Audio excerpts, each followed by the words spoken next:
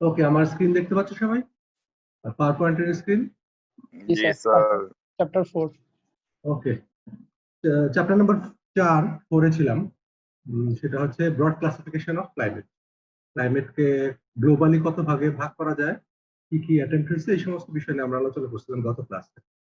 তা আমি যদি জাস্ট 2 মিনিটের একটা রিভিউ দেই, তাহলে বলবো যে প্রথমে আমরা আইডেন্টিফাই করার চেষ্টা করছি যে climate place to place vary করে কেন, এক জায়গা থেকে এক জায়গায় ক্লাইমেট কেন ভ্যারি করে। আমরা প্রথম আইডেন্টিফাই করছি যাকে, সেটা হচ্ছে সোলার রেডিয়েশন।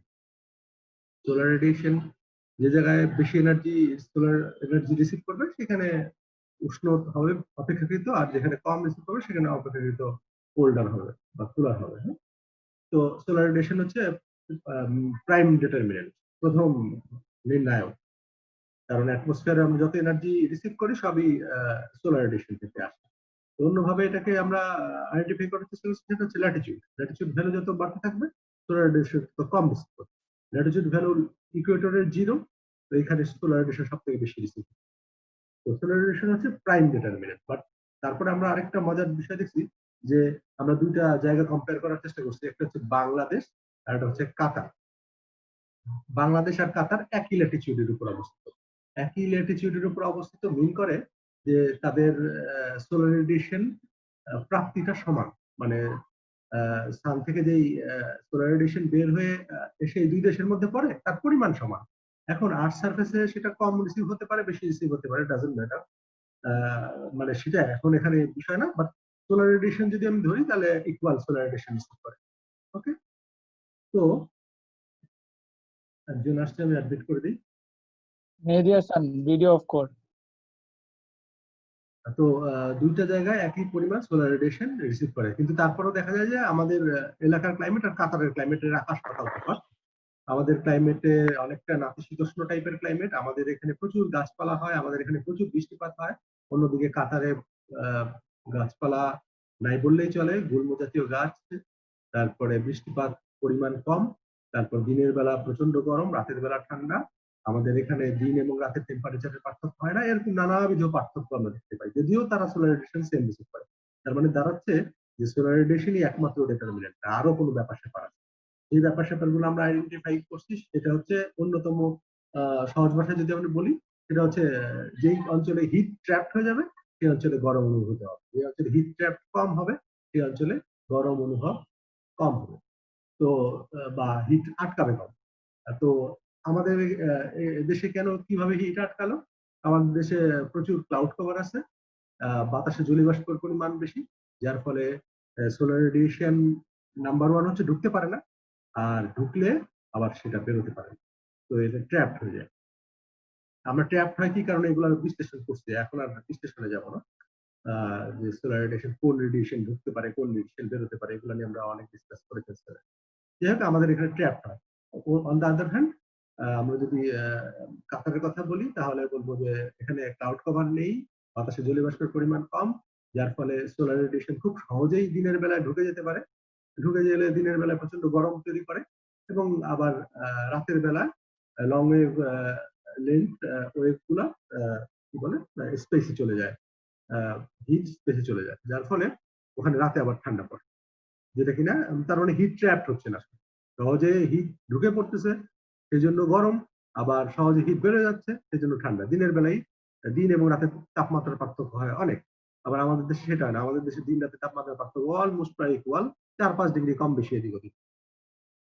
তো এইটা ছিল মূল বিষয়। তো তারা কাদের জন্য হিট ট্র্যাপ হয় বা কি কারণে এই ঘটনাগুলো ঘটে, সেটাতে আমরা আইডেন্টিফাই করছি হচ্ছে মিন সি লেভেল থেকে যদি হাইট বেশি হয় কোন লোকেশনের, তাহলে ইম্প্যাক্ট করতে পারে। এটার ব্যাখ্যা করছি, আমরা এখন ব্যাখ্যা যাব না। ল্যান্ড সি রিলেশনশিপ একটা ফ্যাক্টর, যা আশেপাশে জলাশয় আছে কিনা, তার কারেন্ট কোন দিক থেকে স্রোত প্রবাহিত হচ্ছে, উইন্ড ফ্লো কোন দিক থেকে হচ্ছে, এটা একটা ফ্যাক্টর। এবং আলবেদো অফ দ্য সারফেস একটা ফ্যাক্টর। আলবেদো হচ্ছে reflectance power of the surface, surface কেমন এনার্জি রিফ্লেক্ট করতে পারে, সেটা একটা ফ্যাক্টর। তো এটা ডেফিনেশন আমরা এখানে করছি, যে আমরা ডিটেলে যাব না।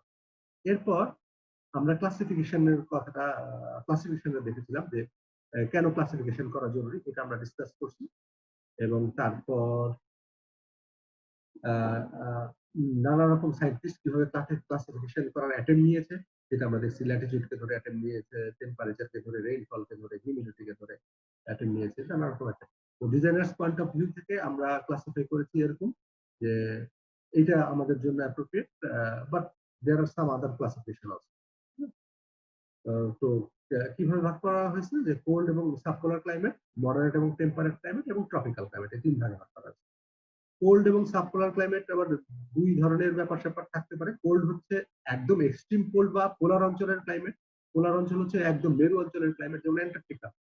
তারপর সাবপোলার ক্লাইমেট হচ্ছে তার ঠিক পরের ধাপে, যেখানে আরেকটু এনার্জি বেশি পায়, সোলার রেডিয়েশন বেশি পায়, এরকম জায়গা যেমন স্ক্যান্ডিনেভিয়ান কান্ট্রিগুলো এই অঞ্চলের অন্তর্গত সাবপোলার রিজিয়নের মধ্যে পড়ে। তারপরে মডারেট এবং টেম্পারেট ক্লাইমেট, তারপরে ট্রপিক্যাল ক্লাইমেট। ট্রপিক্যাল ক্লাইমেটকে আবার দুই ভাগে ভাগ করা হয়েছে। ট্রপিক্যাল ক্লাইমেট মানে ইকুয়েটর অঞ্চলের ক্লাইমেট, ট্রপিক্যাল ক্লাইমেট বলে। ট্রপিক্যাল ক্লাইমেটকে আবার দুই ভাগে ভাগ করা হয়েছে, হট ড্রাই এবং ওয়ার্ম হিউমিড। তো আমরা এই চার ধরনের ক্লাইমেটে কোথায় টেম্পারেচার কেমন, কোথায় হিউমিডিটি কেমন, কোথায় প্রেসিপিটেশন কেমন বা রেইনফল কেমন, এই ব্যাপারগুলো নিয়ে আমরা টেবিল দেখছিলাম। টেবিল থেকে আমরা আইডেন্টিফাই করার চেষ্টা করছিলাম গত ক্লাসে যে কোন জায়গা, কোন ব্যাপারগুলো এক্সট্রিম সিচুয়েশন।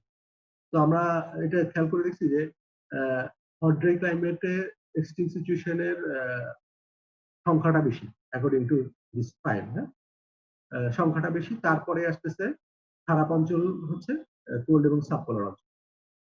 তার মানে এই অঞ্চল সব থেকে ওর্স্ট, মানে মানুষের বসতি স্থাপন করাটা ডিফিকাল্ট, মানুষের বসবাসের যোগ্যতা কম এই অঞ্চলটা। তারপরে এই অঞ্চলটার যোগ্যতা কম এবং এই অঞ্চলটার যোগ্যতা সব থেকে বেশি, মডারেট টেম্পারেট ক্লাইমেট, আরামদায়ক ক্লাইমেট। এবং তারপরে ওয়ার্ম হিউমিড ক্লাইমেটও বেটার এই দুটোর থেকে, হট ড্রাই এবং কোল্ড ক্লাইমেট। তো যাই হোক, এখানে জনসংখ্যাও পাওয়া। তো তারপরে এইটুকু পর্যন্ত হয়ে আমরা শেষ করছিলাম। পরে আজকে নতুন পড়া আমরা শুরু করবো যে এই ক্লাসিফিকেশনটাকে আমরা একটু ক্যারেক্টারিস্টিক গুলো জানবো, যে ক্লাসিফিকেশন হট ড্রাই ক্লাইমেটের ক্যারেক্টারিস্টিক গুলো কেমন, চরিত্র কেমন, বৈশিষ্ট্য কেমন, বা টেম্পারেট মডারেট ক্লাইমেটের বৈশিষ্ট্য কেমন, হট ড্রাই এর বৈশিষ্ট্য কেমন, ওয়ার্ম হিউমিড এর বৈশিষ্ট্য কেমন, এগুলো আমরা এখন জানার চেষ্টা করব। তো একটা ম্যাপ দেখতে পাচ্ছ তোমরা। এই ম্যাপে আমাদের ক্লাসিফিকেশন, যে আমরা যে ক্লাসিফিকেশন করছিলাম, cold subpolar climate, moderate temperate climate and hot dry and warm humid climate, চার ধরনের। এইখানে কিন্তু আছে পাঁচ ধরনের দেখা যাচ্ছে। তো আমরা যদি পিছন থেকে যাই, পোলার এবং আমরা কি বলে পোলার এবং সাবপোলার ক্লাইমেট বা কোল্ড ক্লাইমেট নাম দিয়েছিলাম, যেটা কোল্ড এবং সাবপোলার ক্লাইমেট। তো এই দুইটা অঞ্চল ধরে নিতে পারো, এটা কোল্ড এবং সাবপোলার ক্লাইমেটের অঞ্চলটা এটা। তারপরে দাঁড়াচ্ছে তোমার পোলার ক্লাইমেট এবং সাবপোলার ক্লাইমেটটা। পোলার হচ্ছে ধরো একদম পোল অঞ্চলে, মানে মেরু অঞ্চলে, পোলার অ্যান্টার্কটিকা একদম দক্ষিণ মেরুতে। তো এটা পোলার। তারপরের অংশটুকু সাবপোলার। এই দুইটা মিলে পোলার এবং সাবপোলার। তারপরে টেম্পারেট, এটাও আমাদের মিলে গেছে। তারপরে আমাদের ক্লাসিফিকেশন ছিল হট ড্রাই এবং ওয়ার্ম হিউমিড। তাহলে এখানে দুইটা আছে, ড্রাই এবং ট্রপিক্যাল। এখানে একটু বিশ্লেষণ করার ব্যাপার আছে। ট্রপিক্যাল ক্লাইমেট হচ্ছে purely warm humid climate, warm humid climate মনে রেখো। ট্রপিক্যাল ক্লাইমেটে এই ছবিটা হচ্ছে ওয়ার্ম হিউমিড ক্লাইমেট। আর ড্রাই ক্লাইমেট হলো এখানে হট ড্রাই ক্লাইমেট এবং কোল্ড ড্রাই ক্লাইমেট। আমি যদি আরেকটু লিখে, এটা একটু কমপ্লেক্স লাগবে তোমাদের প্রথমে এই ছবিটার সাথে মিলাতে, কারণ আমাদের ক্লাসিফিকেশন অনুযায়ী একদম পারফেক্ট ছবি আমরা পাই, এই জন্য তোমাকে দেখাতে পারছি। দিস ইজ হচ্ছে পোলার এন্ড সাবপোলার ক্লাইমেট, পোলার এবং সাবপোলার ক্লাইমেট। ওকে, এই দুটা মিলে টেম্পারেট ক্লাইমেট আমাদের সাথে মিলে গেছে, কোনো সমস্যা নেই। তারপরে আমাদের আছে ট্রপিক্যাল ক্লাইমেট। ট্রপিক্যাল ক্লাইমেট আবার দুই ধরনের, হট ড্রাই এবং ওয়ার্ম হিউমিড। তো ওয়ার্ম হিউমিড ক্লাইমেট হচ্ছে ট্রপিক্যাল ক্লাইমেট। নাও আসা হচ্ছে হট ড্রাই। হট ড্রাই ক্লাইমেটকে আমরা সরাসরি ড্রাই ক্লাইমেট বলতে পারছি না, এই জন্য কারণ এইখানে ড্রাই ক্লাইমেট আইডেন্টিফাই করা হয়েছে দুই ধরনের ক্লাইমেটকে ড্রাই ক্লাইমেট হিসেবে আইডেন্টিফাই করা হয়েছে। একটা হচ্ছে হট ড্রাই আর একটা হচ্ছে cold dry. Cold dry, dry মানে হচ্ছে শুষ্ক, হট মানে গরম, কোল্ড ড্রাই মানে হচ্ছে ঠান্ডা শুষ্ক। অতিরিক্ত ঠান্ডাতেও কিন্তু বায়ু শুষ্ক হয়ে যায়, কারণ বাতাসে জলীয় বাষ্পের ধারণ ক্ষমতা কমে যায়। আমরা জানি টেম্পারেচার লো হওয়ার কারণে ধারণ ক্ষমতা কমে যায়, বাতাসে জলীয় বাষ্পের পরিমাণ কমে যায়। এট দ্য সেম টাইম বাতাসে জলীয় বাষ্প ক্রিস্টাল বরফ কুচিতে পরিণত, তো এটাও একটা ফ্যাক্টর। তো ওই অঞ্চলে ড্রাই হয়। কাজে কোল্ডের জনিত কারণেও ড্রাই হয়, হট জনিত কারণেও ড্রাই। তো এই দুইটাকেই ফেলছে ওরা ড্রাই হিসাবে, যদিও আমরা আলাদা করে শুধুমাত্র হট ড্রাই অঞ্চলটা এখানে দেখি। ওকে, তো এইখানে আমরা আসলে যেটা হচ্ছে হট ড্রাইটা আমরা আলোকপাত করবো, not cold dry, hot dry. এটা ট্রপিক্যাল মানে হচ্ছে warm humid climate, warm humid climate. Okay, warm humid climate. তো এইটা আমরা ছবি দিয়ে কোনো কনফিউশন আছে কারো ছবিটা? তাহলে আমরা আগায় যাই, ঠিক আছে? আমরা প্রথমে শুরু করব কোল্ড ক্লাইমেট, যেটা এক্সট্রিম ঠান্ডা climate, cold climate. Cold climate most of the time snow দ্বারা কভার থাকে। আমরা আজকের পড়া খুব সহজ, ইজি আন্ডারস্ট্যান্ডিং, ইজি একদম বেসিক ক্যারেক্টারিস্টিক গুলো নিয়ে আলোচনা করবো। এগুলো অলরেডি অনেকেই তোমরা হয়তো জানো, যারা জিওগ্রাফিতে একটু আগ্রহ আছে তারা অলরেডি জানো। মোস্ট অফ দ্য টাইম এই অঞ্চলের ক্লাইমেট বা পোলার ক্লাইমেটের কথা বলছে, কোল্ড ক্লাইমেট একদম এক্সট্রিম কোল্ড, যেমন অ্যান্টার্কটিকা। এই অঞ্চলের ক্লাইমেট সাধারণত স্নো দিয়ে কভার থাকে সারা বছর almost. Incline solar radiation, incline solar radiation তো বুঝি, সরাসরি সূর্য লম্বভাবে পতিত হয় না, একদম অ্যাঙ্গেলে পতিত হয়। ইনক্লাইন সোলার রেডিয়েশন বলতে আমরা বুঝি আর্থের কাছে যদি সোলার রেডিয়েশন এরকম বাঁকা ভাবে পড়ে, মেরু অঞ্চলে তো বাঁকা ভাবে পড়বে, এটি স্বাভাবিক। তো তাই এটার ইন্টেন্সিটি কিন্তু কম, তাই না? আমরা অলরেডি জানি যে কোসাইন ল অনুসারে, এটা কোসাইন ল, এটা থিটা, এটা অনুসারে থিটার মান যত বাড়তে থাকে তত এই ইনক্লাইন ভাবে পতিত রশ্মির ইন্টেন্সিটিও কমতে থাকে। যত এই থিটার ভ্যালু, থিটা তো না, এটা এটা কি দিয়ে প্রকাশ করে যেন ভুলে গেছি এই মুহূর্তে, হোয়াটএভার অ্যাঙ্গেল, যেহেতু থিটা দিয়ে প্রকাশ করেন সেটাই লিখলাম। কি বলে, থিটার পরিমাণ যত ভ্যালুর বাড়তে থাকবে তত এই ইনক্লাইন রশ্মি রেডিয়েশন তত কম পাবো। তো এখানে বলতেছে যে incline solar radiation most of the Times covered with snow.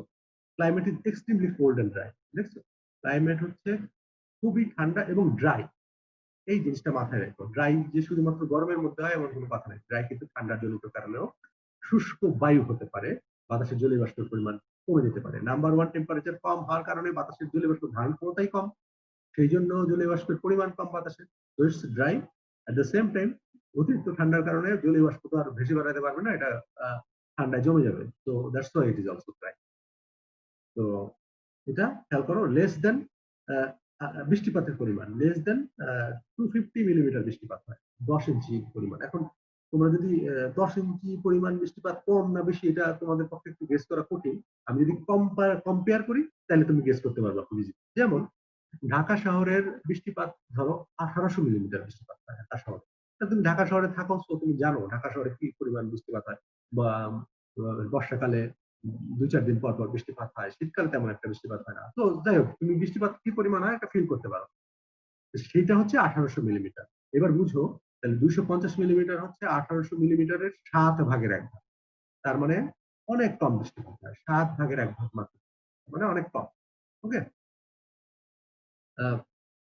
তারপর minimum temperature could be -88 degree Celsius. Minimum temperature 88 degree Celsius, -88 degree Celsius পর্যন্ত পৌঁছে যায়। তার মানে এখানে আমরা বাড়ির বাইরে গেলে একদম জমে যাবো একটা সিচুয়েশন। এটা কোন অঞ্চলের অন্তর্গত? Antarctica, Greenland, north Canada and Siberia. আমরা আইডেন্টিফাই করবো আমেরিকার, sorry Antarctica, Greenland, north Canada এবং সাইবেরিয়া। অ্যান্টার্কটিকা কোথায়? অ্যান্টার্কটিকা হচ্ছে আমরা থাকি হচ্ছে উত্তর গোলার্ধে, অ্যান্টার্কটিকা হচ্ছে দক্ষিণ গোলার্ধে, মনে রাখি। অ্যান্টার্কটিকা দক্ষিণ গোলার্ধে, এটা এই ছবিতে নাই, এই ছবিটাতে নাই অ্যান্টার্কটিকা। অ্যান্টার্কটিকা এইদিকে, ক্লিয়ার করে দিই, অ্যান্টার্কটিকা এই অঞ্চলে। তো আগের একটা ছবি দিছিলাম, সেই ছবিতে আছে অ্যান্টার্কটিকা। এই যে এই ছবিটা যখন দিছিলাম তখন এই যেখানে সাদা সাদা দেখতে পাচ্ছ, এটা অ্যান্টার্কটিকা, একদম কি বলে দক্ষিণ গোলার্ধে অবস্থিত অ্যান্টার্কটিকা, একদম বরফে আচ্ছাদিত। তো আমরা আবার যাই, অ্যান্টার্কটিকা আমরা দেখে আসছি। তারপর আমরা কোন কোন জায়গার নাম বললাম যেন? অ্যান্টার্কটিকা, অ্যান্টার্কটিকার নাম বলছি, অ্যান্টার্কটিকা ইজ আইডেন্টিফাইড অলরেডি। আমরা একটা একটা করে দেখবো। Greenland, where is Greenland? Let's see.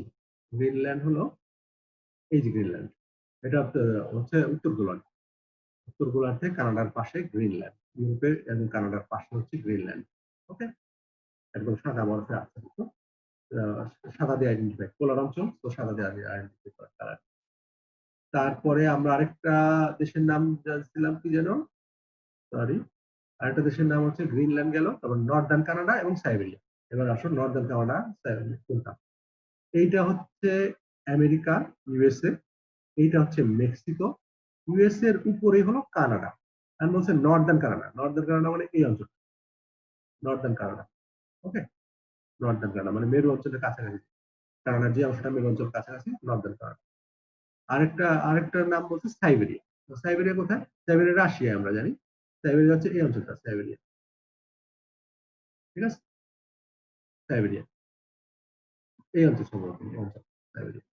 ওকে, তো এই চারটা অঞ্চল সাধারণত আমরা বলতে পারি যে এক্সট্রিম কোল্ড অঞ্চলে অবস্থিত বা পোলার অঞ্চলে অবস্থিত। এবার আসো পরবর্তী আরেকটু কম ঠান্ডা অঞ্চল, যেটাকে বলে সাব পোলার। সাব মানে অধীনস্থ, সাব পোলার, পোলারের অধীনস্থ, একটু কম এক্সট্রিম। ওকে, এখানে কি ঘটনা ঘটে? রেইনফল রেঞ্জেস ফ্রম 400 থেকে 800, বৃষ্টিপাত একটু বেশি হয়। খেয়াল করে দেখছো, ওইখানে বৃষ্টিপাত হয় 250 মিলিমিটার, এখানে বৃষ্টিপাত হয় 400 থেকে 800, মানে ডাবল বা 3 গুণ বৃষ্টিপাত হয় এখানে, আর একটু বেশি বৃষ্টিপাত হয়। For few months temperature rises 0 degree Celsius, মানে বছরের কিছু মাস 0 ডিগ্রি সেলসিয়াসের উপরে হয়। সাধারণত স্ক্যান্ডিনেভিয়ান কান্ট্রি গুলোতে সামার সিজনে, যেখানে যখন গরমকাল বলা হয়, তখন কোনো কোনো জায়গায় যেমন সুইডেনে তোমার 20 ডিগ্রি সেলসিয়াস, সুইডেন ডেনমার্কে 20 ডিগ্রি সেলসিয়াস পর্যন্ত পৌঁছায়। ফিনল্যান্ড আর নরওয়ে আরেকটু ঠান্ডা বেশি। তো এই অঞ্চলটা একটু 20 ডিগ্রি সেলসিয়াসে পৌঁছায় একদম সামারে, আদারওয়াইজ সবসময় বেশিরভাগ সময় বরফে আচ্ছাদিত। হ্যাঁ, তো কয়েকটা মাস শুধুমাত্র। তবে অ্যান্টার্কটিকার মতো খারাপ পরিস্থিতি না, আর একটু বেটার পরিস্থিতি। এই হচ্ছে আমাদের স্ক্যান্ডিনেভিয়ান কান্ট্রি বলে, Norway, Sweden, Denmark and Finland. তো এই স্ক্যান্ডিনেভিয়ান কান্ট্রি গুলো সাবপোলার ক্লাইমেটের অন্তর্গত। তো এটা আমরা জানলাম। এরপরে আসো, তাহলে আমাদের একটা ক্যাটাগরি শেষ হয়েছে, যে পোলার এবং সাবপোলার। আমি যদি আবার একটু রিভাইজ করি একটা গ্লান্স, যে পোলার ক্লাইমেট হচ্ছে একদম মেরু অঞ্চলের ক্লাইমেট, যেখানে বৃষ্টিপাত একদম কম হয়, মাত্র 250 মিলিমিটার বৃষ্টিপাত হয়। ইনক্লাইন সোলার রেডিয়েশন, কিন্তু আমরা দেখতে পাই বছরের 6 মাসই সোলার রেডিয়েশন বিহীন থাকে, যদি এটা মেরু অঞ্চলে হয় একদম, তাহলে এই ঘটনা ঘটে। বা টেম্পারেচার -80 ডিগ্রি সেলসিয়াস পর্যন্ত কমে যেতে পারে, এবং স্নো দ্বারা কভার্ড থাকে সবসময়। Antarctica, green Greenland, Northern Canada এবং সাইবেরিয়া এই অঞ্চলের অন্তর্গত। আমরা চেহারা দেখে দিই এই অঞ্চলের দেশগুলোর চেহারা কেমন, দেখার চেষ্টা করি।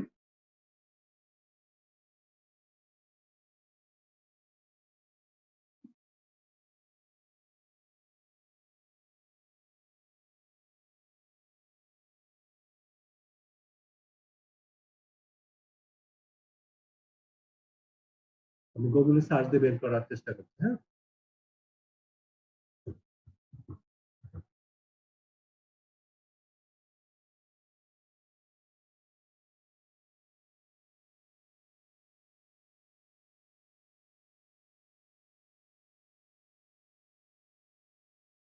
দেখো আমি কোল্ড ক্লাইমেট নিয়ে সার্চ দিলাম। তো কোল্ড ক্লাইমেটের কি অবস্থা একটু দেখো, তারা সবসময় বরফে আচ্ছাদিত থাকে এই সময়টা। তারপর যেখানে মিনিমাইজ করতে পারছি না, দাঁড়া একটু সরাই দিই।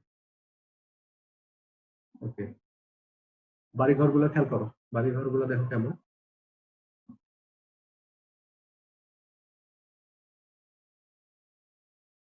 দেখতে পাচ্ছ কোল্ড ক্লাইমেট, সাদা হয়ে যায় সবকিছু, পানি জলাশয় সব বরফে পরিণত হয়ে যায়। এই হচ্ছে আমাদের এক্সট্রিম সিচুয়েশন, কোল্ড ক্লাইমেট। হ্যাঁ, তো এখন আমার প্রশ্ন আছে, প্রশ্নটা হলো কোল্ড ক্লাইমেটে যদি আমি, তোমরা আমার কথা শুনতে পাচ্ছ? জি স্যার। ওকে, কোল্ড ক্লাইমেটে যদি আমি বাড়ি বানাই, তার মানে আমি ধরে, আমরা আমরা তো দেখতে পাচ্ছি যে কোল্ড ক্লাইমেটের সিচুয়েশনটা কি। কোল্ড ক্লাইমেটে প্রচন্ড ঠান্ডা, তাহলে আর্কিটেক্ট যখন এখানে বাড়ি বানাবে, এটা এটা এক্সট্রা জানাশোনা, আর্কিটেক্ট যখন বাড়ি বানাবে তখন কোন জিনিসটা খেয়াল রাখতে হবে? আমরা জানি যে ঠান্ডা, তার মানে হিট নাই, মানে তাপের পরিমাণ নাই। তার মানে বাড়ি আমরা যে স্পেস গুলো তৈরি করবো সেখানে তাপ থাকতে হবে এবং সেই জায়গাটায় তাপ ধরে রাখার ক্ষমতাও থাকতে হবে। খেয়াল রাখো, আমি যে স্পেসটা তৈরি করব সেই স্পেসটায় নাম্বার ওয়ান কমফোর্টেবল করতে গেলে তাপ থাকতে হবে, তাপের উপস্থিতি থাকতে হবে, কারণ আউটডোর ক্লাইমেট এক্সট্রিম ঠান্ডা। তো আমি যে স্পেসটা তৈরি করবো, যে রুমটা তৈরি করবো, সেটার মধ্যে তাপ থাকতে হবে। তাপ তো আর আমি এমনি এমনি পাবো না, তাপ তো নাই আশেপাশে, তাহলে আমাকে তাপ জেনারেট করতে হবে। তো দেখবা যে শীত প্রধান দেশের বেশিরভাগ বাড়িতেই ফায়ার প্লেস থাকে। ফায়ার এইটাতেও ফায়ার প্লেস, দেখো এই যে চোঙার মতো এটা, ফায়ার প্লেসে যখন আগুন জ্বালায় তখন এখান থেকে ধোঁয়া বেরোয়, এই ফায়ার প্লেস থাকে। ফায়ার প্লেস তো হচ্ছে তাপ উৎপন্ন করবে এবং ভিতরের রুমটাকে গরম রাখবে। আচ্ছা, ভালো কথা, গরম রাখবে। শুধু এইটুকুই যথেষ্ট? একটা ফায়ার প্লেস তৈরি করে দিলেই হবে? হবে না। কারণ এটা, এই ফায়ার প্লেসে তো যাতে কি সবসময় এনার্জি তৈরি হচ্ছে, আমরা কাঠ পোড়াচ্ছি বা এই পোড়াচ্ছি দিয়ে এনার্জি তৈরি করছি। এই এনার্জি আমাকে ধরে রাখার ব্যবস্থা করতে হবে, ওই স্পেসের মধ্যে ধরে রাখার ব্যবস্থা করতে হবে, যেন ওই এনার্জিটা বাইরে বের হয়ে যেতে না পারে। কারণ তাপের ধর্ম কি? তাপের ধর্ম হচ্ছে হায়ার টেম্পারেচার থেকে তাপ লোয়ার টেম্পারেচারের দিকে ধাবিত হয়, তাই না? তাহলে তার মানে কি হবে? তাপ এই রুমের মধ্যে যদি আমি তাপ জেনারেট করি, সেই তাপ বাইরে বের হয়ে আসার টেন্ডেন্সি থাকবে, বাইরে বের হয়ে যেতে চাইবে। তাহলে আমাকে চারিদিকে অন্তরক পদার্থ বা তাপ উপরিবাহী পদার্থ দিয়ে আচ্ছাদিত করে দিতে হবে। ওকে, এটা হচ্ছে আর্কিটেক্টের কাজ। না হলে প্রচুর পরিমাণ জ্বালানি লাগবে, প্রচুর পরিমাণ, যদি তুমি তাপ করতে না পারো। ওকে, তো এখন সাধারণত কি হয় এখানে, সাধারণত থিক ওয়াল থাকে এবং অন্তরক পদার্থ দিয়ে তাপ তৈরি থাকে। তোমার আমি একটা এক্সাম্পল দিই, যে এরকম একটা সিচুয়েশন আমরা প্রত্যক্ষ ব্যবহার করি, সেটা ফ্লাস্ক। ফ্লাস্কের মধ্যে এমন অন্তরক পদার্থ থাকে ফ্লাস্কের কভারে, যার ফলে ভিতরের তাপ বাইরে যেতে পারে না, বাইরের তাপ ভিতরেও আসতে পারে না। যার ফলে ওই ফ্লাস্কের মধ্যে যদি তুমি বরফ রাখো তাহলে বরফ ঠান্ডাই থাকবে, আবার গরম চা রাখো তাহলে চা গরমই থাকবে। কারণ ফ্লাস্কের ধর্ম হলো তাপ বাইরের থেকে ভিতরে আসতে দেবে না, ভিতর থেকে বাইরেও যেতে দেবে। তো আমাদের বাড়িটা হইতে হবে এরকম, যে বাইরে থেকে যেন তাপ ভিতরে, কি বলে, ভিতর থেকে যেন তাপ বাইরে বেরোতে না পারে, এই জন্য মেটেরিয়াল ব্যবহার করতে হবে, অন্তরক পদার্থ ফ্লাস্কের মতো মেটেরিয়াল ব্যবহার করতে হবে। কি মেটেরিয়াল? এটাকে, মেটেরিয়ালের নাম হচ্ছে উডুল। আমি সার্চ দিই উড, উল, এই টাইপের মেটেরিয়াল। খেয়াল করো কি মেটেরিয়াল এগুলা। এগুলা সাধারণত এই যে ফোমের মতো টাইপের মেটেরিয়াল। জাজিম দেখছো না? আমরা যে জাজিম কিনি বা ম্যাট্রেস কিনি, যেটাকে বলে ম্যাট্রেস, ওই টাইপের। এটা কিন্তু খুব অন্তরক পদার্থ ম্যাট্রেস, ওই ওই জিনিস টাইপের জিনিস, ফাইবার টাইপের জিনিস। আমরা দেখি উল সেকশন। এবার ওয়ালের সেকশনটা কেমন হবে? উল ওয়াল সেকশন দেই, আছে কিনা দেখি। উল ওয়াল সেকশন আমি ভালো পাচ্ছি না, বইতে সুন্দর আছে। এইখানে খুব একটা মানে তোমাকে রিডেবল সেকশন আমি দেখাতে পারছি না। এটা যেমন, এটা মোটামুটি আছে, এটা মোটামুটি আছে, এটা দিকে তাকাও। এই যে এই আস্তরণটা হচ্ছে উডুল। ওকে, আর এটা বাইরের আউটার লেয়ার, উডুল। আর এটা ইনসাইড, ইনডোর, এটা আউটডোর। তার মানে এটা ইনডোর, এটা আউটডোর, এটা উডুল এবং বাইরে ওয়াল।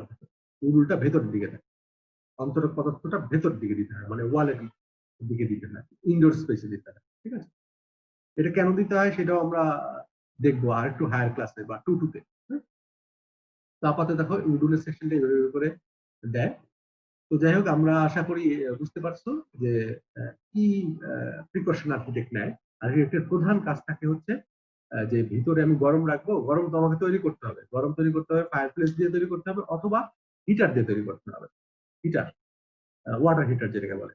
সারা বাড়ি জুড়ে ওয়াটার পাইপ চলে যায় এবং সেটা সেটা দিয়ে গরম পানি, সেই পাইপ দিয়ে গরম পানি প্রবাহিত করা হয়, সেটাকে বলে ওয়াটার হিটার হিটিং। তো সেটা ব্যবহার করা হয়, অথবা ফায়ার প্লেস ব্যবহার করা হয়। সাধারণত ওয়াটার হিটারই আধুনিক যুগে বেশি ব্যবহার করা হয়। একটু আগের যুগে ফায়ার প্লেস ব্যবহার করা হতো এবং কাঠ টাঠ পোড়ানো হতো, এইসব দিয়ে করা হতো। তো আমরা অলরেডি বাড়িটা দেখছিলাম, কি বলে। তো যাই হোক, তোমরা কি সেকশনটা দেখতে পাচ্ছ সবাই? সেকশনটা জি স্যার। জি ওকে। স্যার। আর যেই কথাগুলো বললাম সেগুলো কি বুঝতে পারছো তো? আমরা কিন্তু এখনো ডিটেইলে ঢুকতেছি না যে কিভাবে আমরা ডিজাইন করব, বাট একটা সম্যক ধারণা রাখছি যে আমাদের আসলে কি করতে হবে, আর্কিটেক্টের কি করা উচিত। এরপরে আমরা আরো ডিটেইল এগুলা জানবো, ঠিক আছে? তো আমরা এখন স্টপ শেয়ারে যাই এবং আরেকটা ক্লাইমেটের জিনিস করতে থাকি। তাহলে আমরা কোল্ড ক্লাইমেট সম্পর্কে জানলাম, সাবপোলার এবং পোলার ক্লাইমেট সম্পর্কে জানলাম, এবং তাদের বাড়িঘর ডিজাইন করতে গেলে যে আমাদের একটা জিনিসই মাথায় রাখতে হবে, সেটা হচ্ছে যেন ভিতরের যে গরম তৈরি করলাম সেই গরম যেন বাইরে না চলে যায়, সেই জিনিসটা আমার মাথায় রাখতে হবে ডিজাইন করার সময়। তারপরে আসলে আমরা নেক্সটে যাই, হচ্ছে সাবপোলার ক্লাইমেট তো গেছি, এরপরে নেক্সটে হচ্ছে মডারেট বা টেম্পারেট ক্লাইমেট। মডারেট বা টেম্পারেট ক্লাইমেট এটা কেমন? এটা অবশ্যই ওটার থেকে কম ঠান্ডা, সাবপোলার বা স্ক্যান্ডিনেভিয়ান কান্ট্রিগুলো থেকে কম ঠান্ডা হবে। দেখি আমরা বৈশিষ্ট্যগুলো, small fluctuation in temperature all the year round. সারা বছরের টেম্পারেচারের পার্থক্য বেশি হয় না, মানে rainfall can be fall throughout the year, সারা বছর বৃষ্টিপাত হয় সাধারণত। তো একটা জিনিস খেয়াল রাখো, সারা বছর বৃষ্টিপাত হয় ডাজন্ট মিন যে আমাদের থেকে বা ওয়ার্ল্ড ক্লাইমেটের থেকে বেশি বৃষ্টিপাত হয়। সারা বছর বৃষ্টিপাত হয়, কিন্তু ইংল্যান্ডে কিন্তু সারা বছর বৃষ্টিপাত হয়। কিন্তু ইংল্যান্ডের বৃষ্টিপাতের পরিমাণ দেখা যায় যে 800 থেকে 1000 মিলিমিটার বৃষ্টিপাত, আর আমাদের সেখানে বৃষ্টিপাত হয় 1800 মিলিমিটার, প্রায় ডাবল এর কাছাকাছি বৃষ্টিপাত। যদিও ইংল্যান্ডে সারা বছর বৃষ্টিপাত হয়, মানে ওই বৃষ্টিটাই ঝিরঝির ঝিরঝির করে অল্প অল্প করে পড়ে, যেটা বলে ঝিরঝির। আমাদের দেশে বৃষ্টিপাত হয় মুষলধারে, ঝিরঝির বৃষ্টিপাত হয়, আবার মুষলধারে বৃষ্টিপাত হয়। মুষলধারে বৃষ্টিপাত হচ্ছে ক্যাটস এন্ড ডগস, যেটা কিনা 5-10 সেকেন্ডেই তুমি ভিজে যাবে, এরকম বৃষ্টিপাত শাওয়ারের মতো। তো টেম্পারেট মডারেট ক্লাইমেটে যে বৃষ্টিপাত 800 থেকে 1000 মিলিমিটার বৃষ্টিপাত, যদি এখানে লেখা নাই তো আমি জানি বলে দিচ্ছি। Temperature throughout the year almost same থাকে, বিটুইন ল্যাটিটিউড 40 ডিগ্রি থেকে 60 ডিগ্রি নর্থ ল্যাটিটিউড এবং সাউথ ল্যাটিটিউডের অন্তর্গত। আমি এটা একটু এঁকে বুঝাই, তাহলে পরে বুঝবা ভালো। কি বলতে চাইছে এখানে, যে 40 থেকে 60 ডিগ্রি নর্থ এবং সাউথ ল্যাটিটিউড এই অঞ্চলের অন্তর্গত। আমরা যদি এটা যদি হয় পৃথিবী, এটা যদি হয় নর্থ পোল, এটা যদি হয় সাউথ পোল, এটা হলো ইকুয়েটর। ইকুয়েটর হচ্ছে 0 ডিগ্রি ল্যাটিটিউড, আর 40 ডিগ্রি ধরো এইখানে, আর 60 ডিগ্রি ধরো এইখানে। 40 ডিগ্রি ধরো এইখানে, 60 ডিগ্রি ধরো এইখানে, তার মানে এই রিজনটার কথা বলছি, 40 to 60।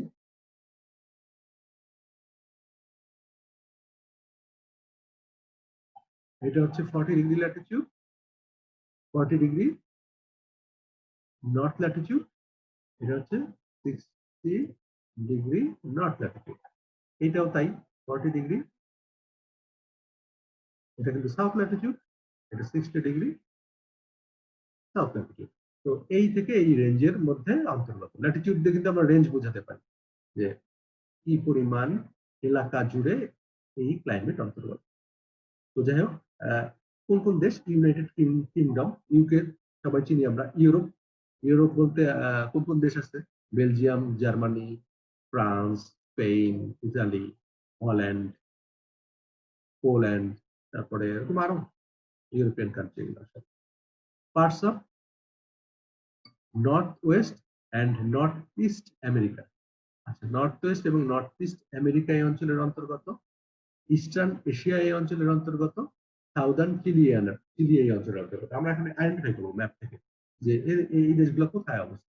ইউনাইটেড কিংডম, ইউরোপ, তারপরে north America, north east America, eastern Asia and southern Chile. Let's see, ম্যাপে চলে যাই, আমি একটু ক্লিয়ার করে নিই। এই যে টেম্পারেট ক্লাইমেট হচ্ছে সবুজ, এবার আমরা আইডেন্টিফাই করি সবুজ কোথায় কোথায় কোথায় আছে। এই হচ্ছে নর্থ ইস্ট আমেরিকা, এই হচ্ছে টোটাল আমেরিকা, এই হচ্ছে নর্থ ইস্ট আমেরিকা। এইদিকে হচ্ছে ইস্ট, তার মানে আমেরিকার ইস্ট এদিকে, আমেরিকার নর্থ এদিকে। তো নর্থ ইস্ট আমেরিকা হচ্ছে এই অঞ্চলটা টেম্পারেট বা মডারেট ক্লাইমেটের অন্তর্গত। আর একটা বলছে ইউরোপ এই অঞ্চলের অন্তর্গত। ইউরোপ কারা? ইউনাইটেড কিংডম থেকে শুরু করে আরো ইউরোপের অন্যান্য যে সমস্ত কান্ট্রি গুলো আছে তারা এই অঞ্চলের অন্তর্গত। তো এই এরা। তারপর বলছে নর্দার্ন চিলি অঞ্চলের কত, এরা। তারপর বলছে ইস্টার্ন এশিয়া এই অঞ্চলের অন্তর্গত, এই জায়গায় এই অঞ্চলের। তো আমরা আইডেন্টিফাই করলাম eastern Asia, Northern America, north east America, তারপরে ইউরোপ, ইউকে এবং চিলি এই অঞ্চলের অন্তর্গত, সাউদার্ন চিলি এই অঞ্চলের অন্তর্গত, সাউদার্ন চিলি এই অঞ্চলের অন্তর্গত। Okay fine. তো আমরা আইডেন্টিফাই করলাম জায়গাগুলা। এবার আমরা আর একটু দেখে আসছি যে আরো কোনো পয়েন্ট আছে কিনা। আচ্ছা, তাহলে আমরা এটা দেখলাম, কি বলে এই দেশগুলোর নাম জানলাম, এই অঞ্চলের অন্তর্গত জায়গার দেশগুলোর নাম। এবং এখানে আরেকটা মজার ব্যাপার, যেহেতু এটা খুব থাকার জন্য বেশ কমফোর্টেবল, তাই যে দেখা যায় যে আহ, বেশিরভাগ লোক বা অনেক লোক এই অঞ্চলে বাস করে। কত লোক এই অঞ্চলে বাস করে? পৃথিবীর টোটাল লোক সংখ্যার 10 ভাগের 4 ভাগ লোক এই অঞ্চলে বাস করে। তার মানে হিউজ, প্রায় অর্ধেকের কাছাকাছি লোক এই অঞ্চলে বাস করে। যেহেতু এই অঞ্চলটা থাকার জন্য বেশ উপযোগী, এই জন্য এই অঞ্চলে বাস করে। যদিও এর ল্যান্ড মাত্র 7%, মানে টোটাল যে স্থল এরিয়া আছে তার 7% মাত্র ল্যান্ড। তার মানে খুব অল্প একটু জায়গা। আমাদের যে 4 ভাগের 1 ভাগ, কত 4 ভাগের 1 ভাগ যে স্থলভাগ আছে, সেইটুক স্থলভাগের মাত্র 7% হচ্ছে এই অঞ্চলের অন্তর্গত। তার মানে খুব অল্প জায়গায় এই অঞ্চলের অন্তর্গত, কিন্তু থাকে অনেক লোক। তার মানে 7% স্থলভাগের মধ্যে প্রায় অর্ধেক লোক এই জায়গাটুকুর মধ্যে থাকে। তার মানে কত ঘনবসতিপূর্ণ জায়গা এটা। ঠিক আছে, ওকে। আর কি কি পয়েন্ট বলছে এখানে? Good rain supply countries with temperate climate আর ওই 4/10 অফ ওয়ার্ল্ড পপুলেশন এখানে বাস করে, যেটা আমি আগে অ্যাডভান্স বলে দিলাম। তাহলে আমি যদি একটা গ্লান্স আবার এটার বলি, এটার ক্যারেক্টারিস্টিক গুলা কি কি। তার মধ্যে হচ্ছে এটা টেম্পারেচার খুব একটা বেশি সারা বছর ফ্লাকচুয়েট করে না। এটা সারা বছর ধরে বৃষ্টিপাত হয়। বৃষ্টিপাতের পরিমাণ ধরো 800 থেকে 1200 মিলিমিটার বৃষ্টিপাত হয়। এবং 40 ডিগ্রি থেকে 80 ডিগ্রি নর্থ এবং সাউথ ল্যাটিটিউডে এই দেশগুলো এই অঞ্চলের অন্তর্গত, যেমন United Kingdom, Europe, north east এবং নর্থ ইস্ট আমেরিকা এবং নর্থ ওয়েস্ট আমেরিকা এই অঞ্চলের অন্তর্গত, ইস্টার্ন এশিয়া এই অঞ্চলের অন্তর্গত এবং সাউদার্ন চিলি এই অঞ্চলের অন্তর্গত। এগুলো আমরা ম্যাপের লোকেশন দেখাচ্ছি কোথায় কোনটা। এবং আরো বলা হলো যে এইটা টোটাল ল্যান্ডের, যে ল্যান্ড এরিয়া আমাদের আছে তার মাত্র 7% জায়গা জুড়ে এই অঞ্চলটা অবস্থিত। কিন্তু এই 7% জায়গার মধ্যে প্রায় অর্ধেক লোক, 10 ভাগের 4 ভাগ লোক এখানে বসবাস করে। তার মানে হাই ডেন্সিটি এই অঞ্চল। তো এটা আমরা জানলাম। এরপরে আমরা নেক্সট ক্লাইমেটে চলে যাব। এরপর আসতেছে ট্রপিক্যাল ক্লাইমেট। ট্রপিক্যাল ক্লাইমেট আমরা জানি আমার 2 ধরনের ট্রপিক্যাল ক্লাইমেট আছে, একটা হচ্ছে হট ড্রাই আর একটা হচ্ছে ওয়ার্ম হিউমিড ক্লাইমেট। এরপর আমরা প্রথমে হট ড্রাই ক্লাইমেট সম্পর্কে জানবো, তারপরে ওয়ার্ম হিউমিড ক্লাইমেট সম্পর্কে জানবো। আমরা হট ড্রাই বলার আগেই তো আমি কতগুলো লোকেশন তোমাদের মাথার মধ্যে ঢুকাই দিতে চাই, তাহলে তোমরা একটু কল্পনা করে জায়গাগুলোর সাথে মিলাই নিতে পারো ক্যারেক্টারিস্টিক। যেমন সৌদি আরব, আমরা সৌদি আরবের ছবি টবি দেখছি, না গেলেও ছবি দেখছি। আরব আমিরাতের ছবি দেখছি, কাতার, তারপরে ইরাক, আমরা এগুলার মিডল ইস্ট কান্ট্রিগুলোর ছবি, সুদান, এই মিডল ইস্টের কান্ট্রিগুলোর ছবি আমরা দেখেছি। তো এই ছবিগুলা দেখলে তার সাথে আমরা এখন ক্যারেক্টারিস্টিক মিলানোর চেষ্টা করব যে আমাদের কি ক্যারেক্টার আছে এই অঞ্চলের অন্তর্গত climate. Not enough rainfall for vegetation to survive, যথেষ্ট রেইনফল নাই যাতে করে ভেজিটেশন গ্রো করতে পারে, প্রচুর গাছপালা হতে পারে। সেই জন্য পর্যাপ্ত পানির সাপ্লাই নাই, রেইনফল নাই। তো রেইনফল না থাকা মানে পানির সাপ্লাই নাই। তারপরে সাপোর্টস, মানে এই ক্লাইমেটটা সাপোর্ট করে, সহযোগিতা করে light and sharp vegetation. Light মানে হচ্ছে হালকা, এখানে লাইট মানে হচ্ছে হালকা, মানে অল্প হালকা, লাইট ভেজিটেশন মানে অল্প ভেজিটেশন। ভেজিটেশন মানে তো বুঝি গাছপালা। শার্প হচ্ছে গুল্ম জাতীয় গাছ। গুল্ম জাতীয় গাছ কারা? ঝোপঝাড় কাঁটাযুক্ত গাছগুলোকে বলে গুল্ম জাতীয় গাছ। এগুলো আমাদের বাংলাদেশেও পায় গুল্ম জাতীয় গাছ। তো এগুলো আশা করি তোমরা চিনো। ঝোপঝাড় এগুলো মানুষের আই লেভেল থেকে ছোট হয়, গুল্ম জাতীয় গাছ। তো এই শার্প টাইপের গাছ এই অঞ্চলের অন্তর্গত। তারপরে বলল যে লেস দেন 250 মিলিমিটার বৃষ্টিপাত হয়, মানে বছরে 10 ইঞ্চিরও কম। এটা একদম কোল্ড ক্লাইমেটে আমরা পাইছিলাম, বছরে 250 মিলিমিটার বৃষ্টিপাত হয়। এইখানেও পাইছি 250 মিলিমিটার বৃষ্টিপাত হয়, কারণ বৃষ্টিপাতের পরিমাণ কম। সো এয়ার ড্রাই হওয়ার কথা। হ্যাঁ, রেইনফল মাত্র 250 মিলিমিটার বা 10 inch. Without any rainfall all the year round may happen. এরকম হতে পারে সারা বছরে কোনো বৃষ্টিপাত হয় না, এই ধরনের ঘটনাও ঘটতে পারে। Clear sky due to high pressure and descending air. Clear sky, clear sky এর ধর্ম কি? ক্লিয়ার স্কাই বলতে আমরা কি বুঝি? ক্লিয়ার স্কাই হলো আহ, আকাশে মেঘের পরিমাণ কম থাকে। এই ডিসেন্ডিং এয়ার থাকলে, ডিসেন্ডিং এয়ার মানে নিম্নমুখী বাতাস বা নিম্নচাপ যেই অঞ্চলে থাকে সেই অঞ্চলে সাধারণত এই ঘটনাগুলা বেশি ঘটে। ক্লিয়ার স্কাই, ক্লিয়ার স্কাই মানে আকাশে মেঘ শূন্য। তো আকাশে মেঘ শূন্য থাকার কারণে আমি যেটা আগেও বলেছি সেটা হচ্ছে সোলার রেডিয়েশন বাধাপ্রাপ্ত হয় না এবং এক্সট্রিম লেভেলে আর্থ সারফেসের উপর পড়ে এবং দিনের বেলা গরম হয়ে যায়। এবং যেহেতু মেঘাচ্ছন্ন না, তো ক্লিয়ার স্কাই, তো এই ক্লিয়ার স্কাই হিট চলে যেতেও বাধা দেয় না, যার ফলে রাতের বেলা আবার ঠান্ডা পড়ে। তো এইটা এই ঘটনাটা এই অঞ্চলে ঘটে। তারপর টেম্পারেচার, যেহেতু ক্লিয়ার স্কাই, তো দিনের বেলা টেম্পারেচার হাই উঠে এবং সেটা 40 থেকে 45 ডিগ্রি সেলসিয়াস পর্যন্ত উঠতে পারে এবং জায়গায় আরো বেশি 58-60 ডিগ্রি পর্যন্ত উঠে যায়। Night temperature can drop to near freezing. দেখছেন, রাতের বেলা টেম্পারেচার, আমি এগুলোর ব্যাখ্যা দিছি, এখানে শুধু বৈশিষ্ট্যগুলো বলা আছে যে কেন হচ্ছে সেটার ব্যাখ্যা আমরা দিয়ে দিচ্ছি অলরেডি। তো ফ্রিজিং টেম্পারেচার চলে যায় রাতের বেলা। কোন অঞ্চলের অন্তর্গত? কারা কারা এই অঞ্চলের অন্তর্গত? অঞ্চলের অন্তর্গত হচ্ছে সাহারা মরুভূমি, Saudi Arab, large large part of Iran and Iraq, north west India, California, South Africa এই অঞ্চলের অন্তর্গত। অস্ট্রেলিয়া এই অঞ্চলের অন্তর্গত। তো আমরা একটু ম্যাপে দেখবো এই অঞ্চলগুলো কোথায় কোথায় আছে। চলে যাই ম্যাপে, ক্লিয়ার করে নিই।